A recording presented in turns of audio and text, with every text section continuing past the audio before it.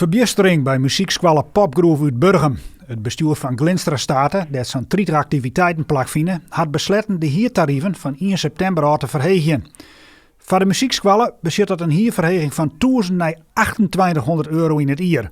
De deerstek nevens muziekdocent Koudstaal. Als deze huurverhoging doorgaat, ja, dan worden gewoon muzieklessen te duur. Dus dan vallen gewoon mensen af van de lessen die ik op les heb. Hij gaat dan ook net akkoord met de extreme verheging en komt in actie. Ik hoop dat we binnenkort bij de wethouder op de stoep staan met een gezamenlijk besluit. En dat enerzijds via de gemeente, anderzijds via een bestuur, dat er een mogelijkheid gevonden wordt dat gewoon kleine culturele ondernemingen kunnen blijven op een buurthuis. Het bestuur van Glinstra Staten wil net reageren op dit specifieke geval. Omdat ze nog mij de persoon in kwestie importeer binnen, zat ze zelfs zeggen.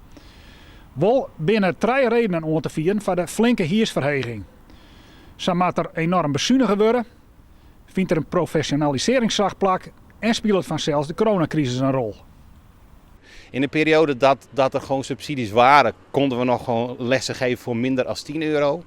Toen, op dat moment hadden we gewoon meer dan 250 kinderen. Dus als de lessen goedkoper worden, is het ook automatisch zo dat veel meer mensen op muziekles komen. En dat is gewoon heel tof. En dat is wat je wilt. Ja, en op deze manier gaat het gewoon helemaal de verkeerde kant op. En dat wil Koudstaal kosten wat kost voorkomen. Weet je, de afgelopen 30 jaar heeft het buurthuis goed gedraaid, heeft het goed gewerkt. Er is natuurlijk nu veel onrust omdat er dingen veranderen.